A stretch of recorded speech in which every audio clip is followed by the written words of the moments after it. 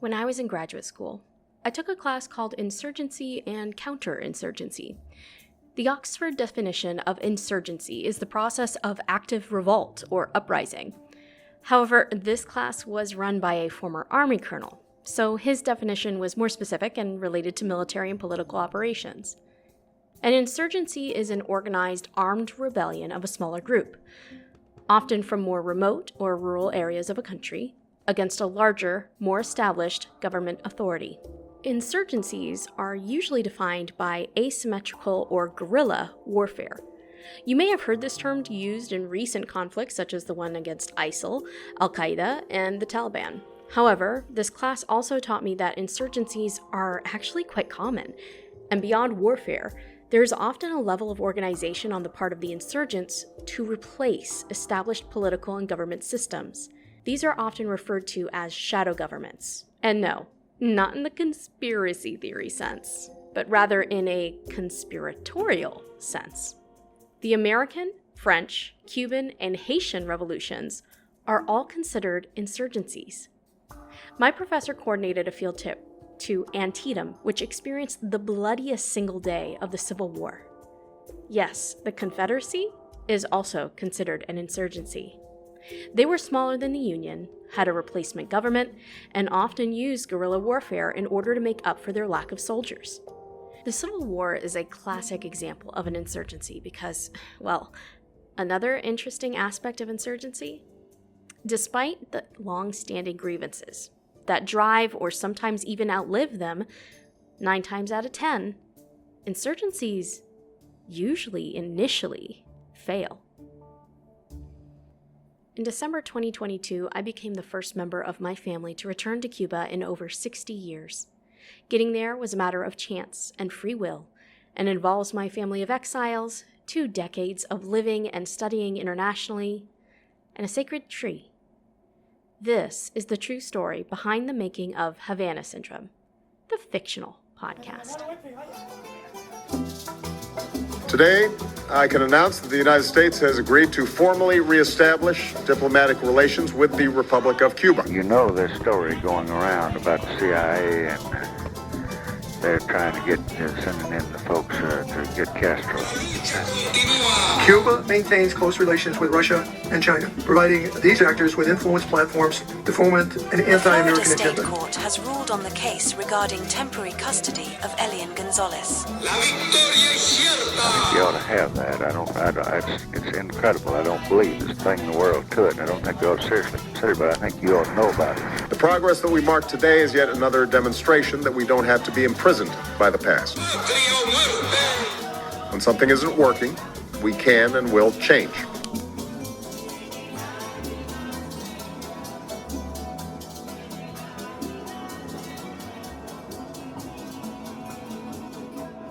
My second day in Cuba also included a field trip of a kind.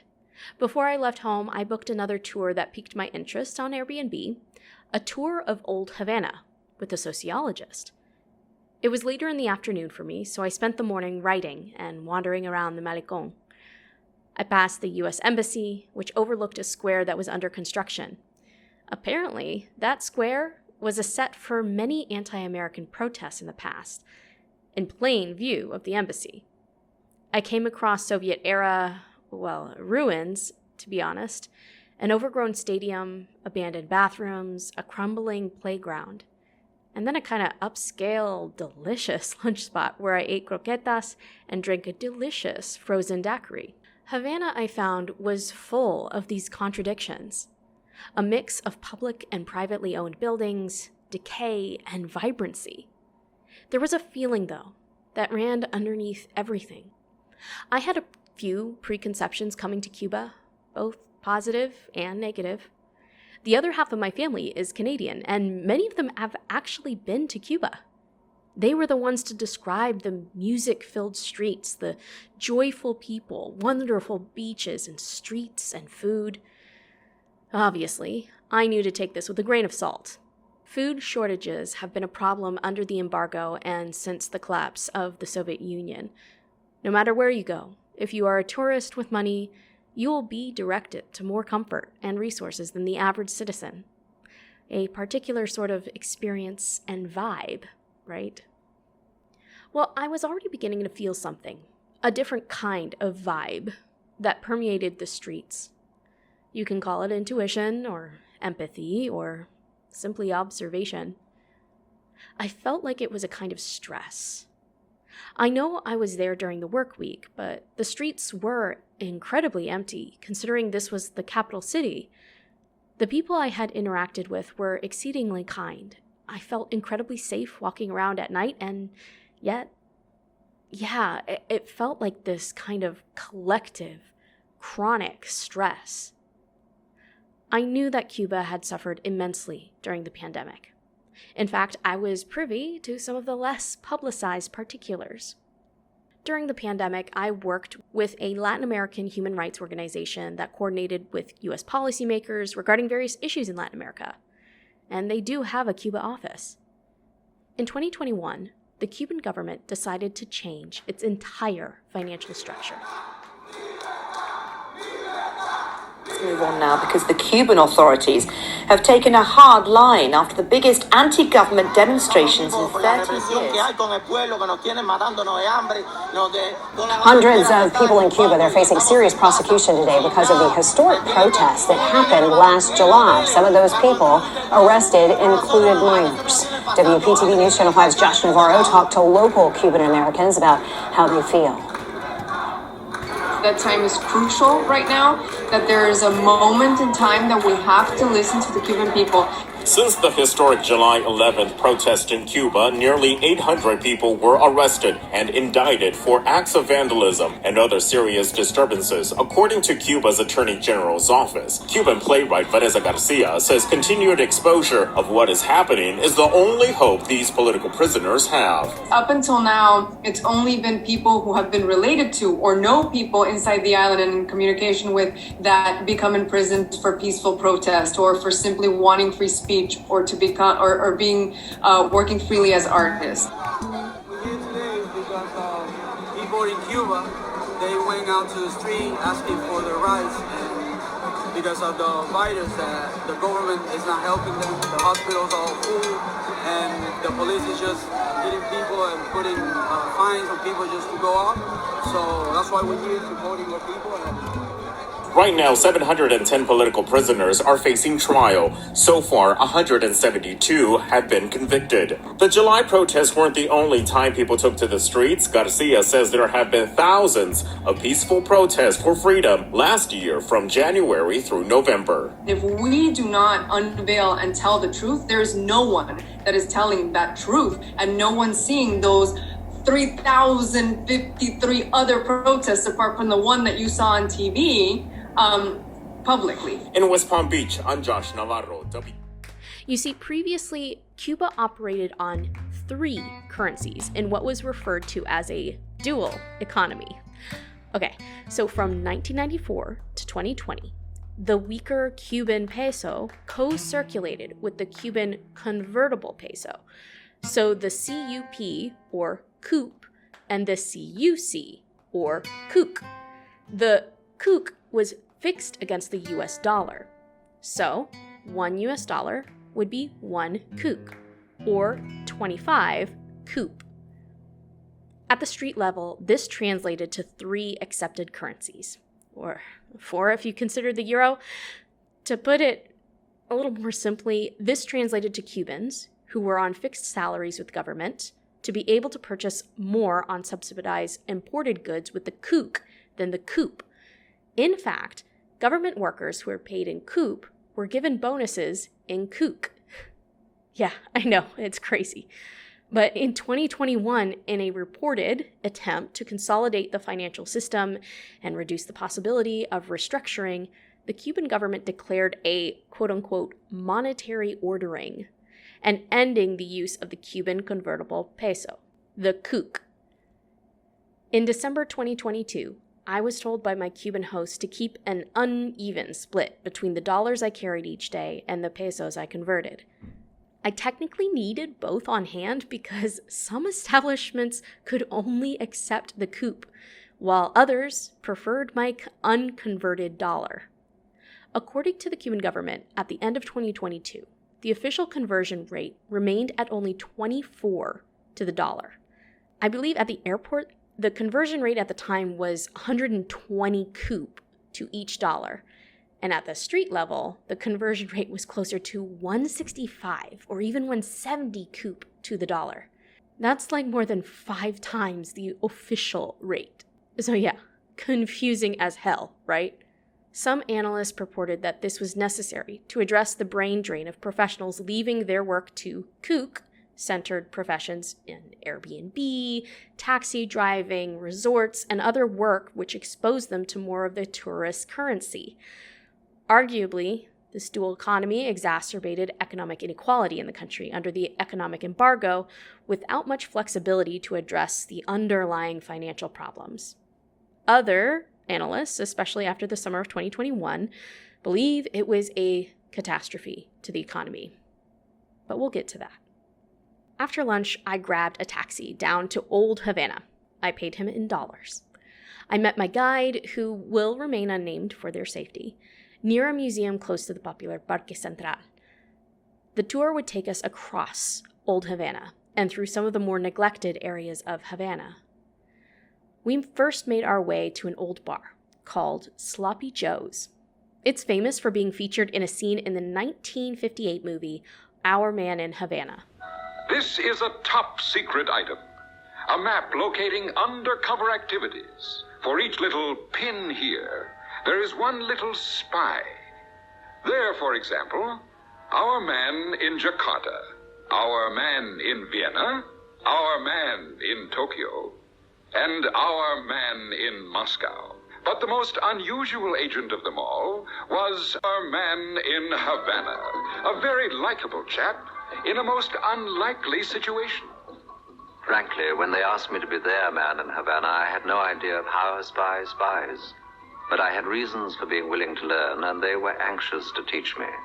Now this team, so famous for the third man, has come to Cuba, one of the world's headline danger spots, to film Our Man in Havana. It's a beautiful building, neoclassical with a white stone facade, and inside, very clean, mostly empty, with a huge original mahogany wood bar. This was, however, another one of those places that technically I was not allowed to frequent as an American. My guide assured the bartender we were just going to peek our heads in to look. My guide explained the many places in Havana where this official ban encounters the live and let live reality. We did the same at a nearby hotel, high-end with very well-dressed people from around the world. As long as I didn't gawk like an American, I wouldn't be treated like an American. What my guide was trying to do, I think, was compare the fortified dreams of Old Havana, these beautiful spaces, with the reality that all too many Cubans face. Our next stop was deeper into the neighborhoods, away from the touristy areas. The places where we were told to walk in the center of the street, because the crumbling buildings had a tendency to drop stone onto people's heads if you weren't careful.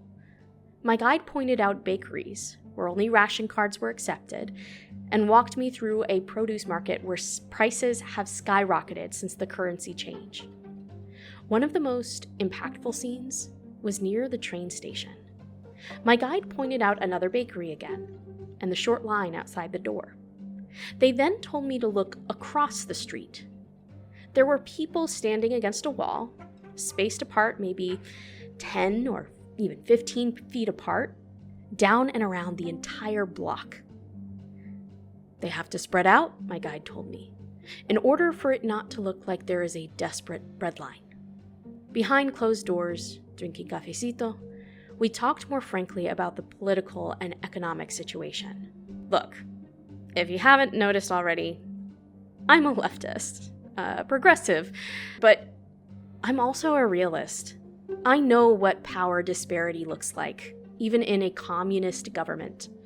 We talked about the massive protests in Havana after the currency change, of which my guide and their partner had been a part of, and the fact that the Cuban government excused their violent crackdowns on those protesters because they said the protests were CIA instigated. Insurgencies, if you will. My guide pointed out graffiti on our way back to the Central Park. It was just an equation, the numbers painted in black and blue. 2 plus 2 equals 5. Listen, I know the CIA has done a lot of horrible things to destabilize countries and continues to do so, and I know for a fact that people involved in US foreign policy vocally supported the protests. However, a grievance is a grievance, and the grievances of the regular Cuban people are wide and varied. And there are a lot of culprits in power in the US and Cuba who are to blame. And the truth is, many people in power will do anything to twist the truth of their own corruption and poor policymaking. 2 plus 2 equals 5. The truth sets us free, as they say. After my tour, I continued to walk around Havana. I stopped inside of a few shops to get souvenirs for my family and friends. Because I'm a writer, I was obliged to go into one of the bars that Ernest Hemingway frequented, La Bodeguita, and took a photo of his framed napkin that he wrote, "My mojito en la bodeguita, my daiquiri en el Floridita." I didn't get a mojito, unfortunately, since technically it was a government-run bar, and what have we known about government-run facilities for Americans? I can't go. That night, I walked down the Malecón back to my casa particulare. I was low on my daily allotment of cash at this point, and figured the 2-mile walk along the brightly lit seawall wouldn't be too bad. It offered me an opportunity to think about the conversations I had. I also had partially hoped I would encounter the famous spontaneous music and dancing that frequently broke out on the Malecón, or so I heard. Sadly, that was not the case. It was quiet, calm, practically deserted. Not the riot of sound that others recalled to me. An old man stopped me on my walk midway through, asking for money in exchange for a cigarette. I didn't have much coin, and I don't smoke, but I gave the few bucks I had away to him and took a drag in solidarity. Considering everything I had encountered that day, I figured it was the least I could do. I walked nearly 25,000 steps that day, the longest of this trip, and I was just halfway through. There are so many things that I had left to see, but I needed a break. The next day, my plan was to make my way to the beach, to my beloved sea. There I would encounter more gods and minor miracles that reminded me once again that magic is real. But I'll tell you about that next time. If we do not unveil and tell the truth, there is no one that is telling that truth.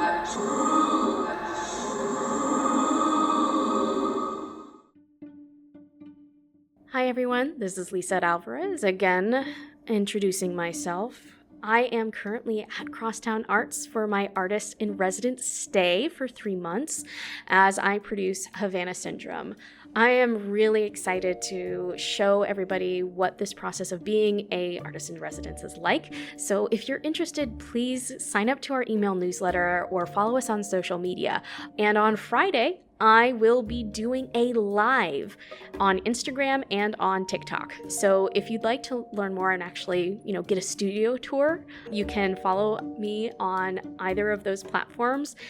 Links will be in the show notes. I'm really grateful for this opportunity, and if you'd like to support my work while I'm here, the Creator Fund is open and linked in the show notes as well. Thank you again so much for listening. I started to see some reviews already on Spotify and Apple Podcasts. I really appreciate the support. Tell your friends. We've got a lot more coming, so stay tuned.